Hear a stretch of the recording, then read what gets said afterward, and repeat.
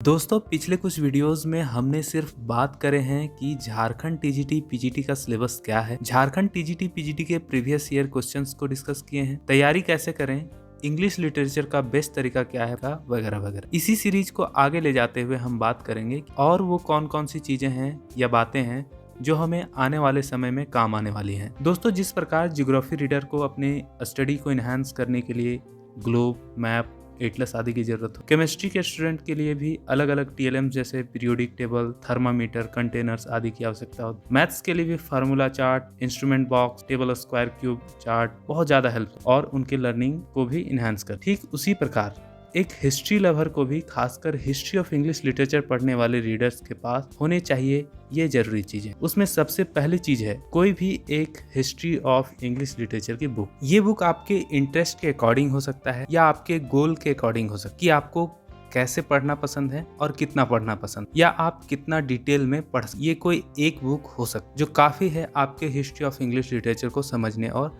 साथ ही English monarchy, English literature की chronology को समझने में। और इसके बारे में हमने ऑलरेडी डिस्कस कर रखा है पिछले कुछ वीडियोस में कि कौन कौन से बुक्स या रिसोर्सेस हो सकते हैं हिस्ट्री ऑफ इंग्लिश लिटरेचर को जानने की। तो पहली चीज हुई हिस्ट्री ऑफ इंग्लिश लिटरेचर के लिए बुक या रिसोर्सेज। सेकेंड थिंग जो आपके पास होनी बेहद जरूरी है वो है ब्रिटिश हिस्ट्री क्रोनोलॉजी का चार्ट। अब ये चीज आपने पहले भी अलग अलग बुक्स अलग अलग तरीके से देखा होगा। इवन आप जब ग्रेजुएशन में भी होंगे तो आपको ग्रेजुएशन के जो टीचर हैं वो खुद का अपना चार्ट दिए होंगे जो शायद बुक से अलग होगा। ये चार्ट आप सबके अलग अलग हो सकते हैं, लेकिन कोई ना कोई लिस्ट आपको वॉल में लगा होना चाहिए, ये बहुत जरूरी है। अब सवाल आता है कि जो न्यू कमर रीडर हैं, इंग्लिश लिटरेचर के हैं, वो कौन सी लिस्ट को फॉलो करें। हालांकि जो पुराने हैं वो इजीली इस चीज को आसानी से समझ सकते हैं कि किस चार्ट में क्या कमी है, क्या ड्रॉबैक्स है उस चार्ट को फॉलो करने में। अब जो चार्ट मैं फॉलो करता हूँ उसे आप भी अपने डायरी में नोट डाउन कर सकते। पर्सनली मैं अपने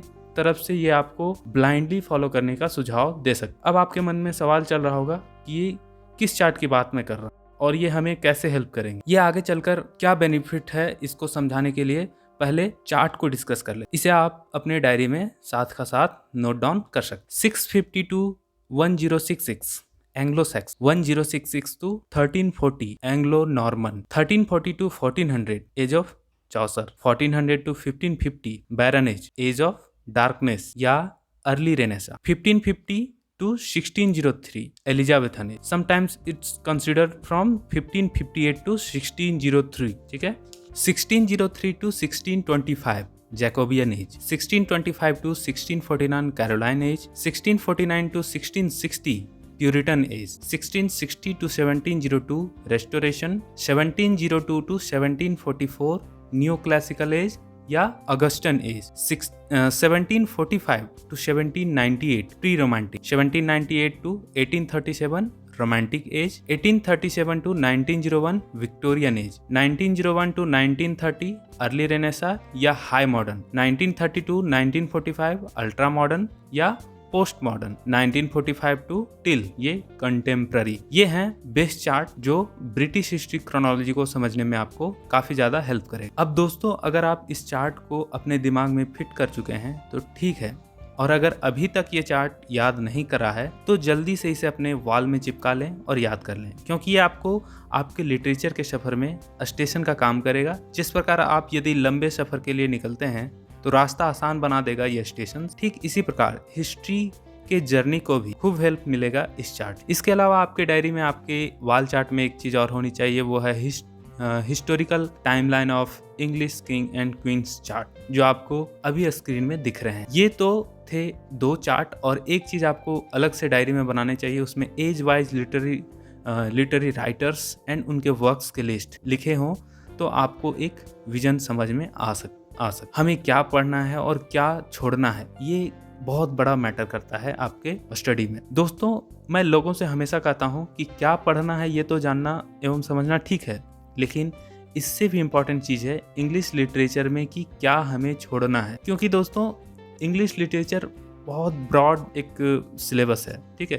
तो दोस्तों YouTube पर तो वो सारी चीज़ें आपके लिए अवेलेबल हैं जो आपके एग्जाम पॉइंट ऑफ व्यू से इम्पॉर्टेंट है, लेकिन आपको उन कंटेंट्स में से जो ज़रूरी चीज़ें हैं उन्हें अलग अलग करना आना चाहिए। अगर ये आपको आ गया तो आप बड़े से बड़े एग्जाम को इजीली क्रैक कर पाएंगे। इंग्लिश लिटरेचर को पढ़ना बहुत ज़्यादा टफ काम नहीं है, बस उसमें क्या छोड़ना है, क्या हमारे लिए इम्पोर्टेंट है, ये जानना बेहद जरूरी है। फ्रांसिस बेकन ने भी अपने उनका जो एसे है ऑफ स्टडीज उसमें लिखा है, some books are to be tasted, others to be swallowed and some few to be chewed and digested. मतलब आपको इस लाइन से सीख लेनी है कि कुछ राइटर के वर्क्स ऐसे होंगे जिन्हें सिर्फ आपको उनके टाइटल को याद रखना, कुछ के टाइटल के साथ साथ पब्लिकेशन डेट को भी याद रखना है, और कुछ वर्क्स ऐसे भी होंगे जिन्हें आपको लाइन बाय लाइन पढ़ना है और जरूरी चीज़ों को घोंट कर पी जाना है।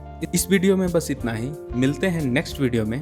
दोस्तों, जैसे जैसे आपका प्यार, आपका सपोर्ट इस चैनल के लिए बढ़ता जाएगा, आपके लिए वीडियोस भी उसी प्रकार से लाता रहूँगा। पढ़ते रहो, पढ़ाते रहो। जय हिंद, जय झारखंड।